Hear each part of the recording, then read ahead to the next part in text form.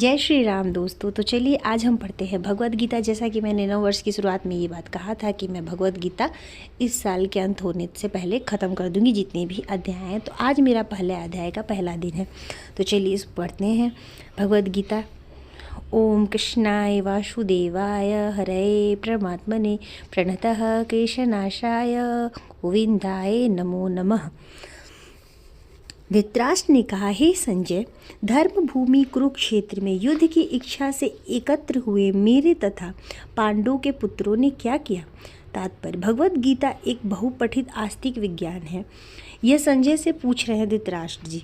आस्तिक विज्ञान है जो गीता महात्म्य के सार रूप में दिया हुआ है।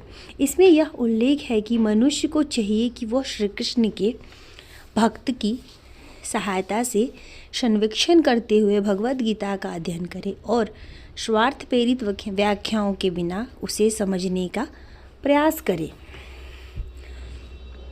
तो संजय ने कहा, हे राजन, पांडव पुत्रों द्वारा सेना की व्यूह रचना देखकर राजा दुर्योधन अपने गुरु के पास गया और उसने यह शब्द कहे। संजय ने जब बताया उन्हें तो वो गए।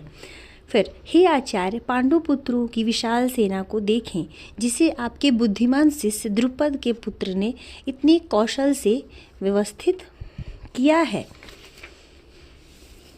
इस सेना में भीम तथा अर्जुन के समान युद्ध करने वाले अनेक वीर धनुर्धर हैं, यथा महारथी युयुधान, विराट तथा द्रुपद।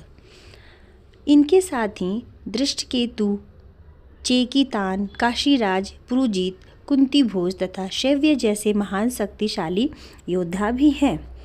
पराक्रमी युद्धामन्यु, अत्यंत शक्तिशाली उत्तमौजा, सुभद्रा का पुत्र तथा द्रौपदी के पुत्र, ये सभी महारथी भी हैं। घबराने से कुछ नहीं होता।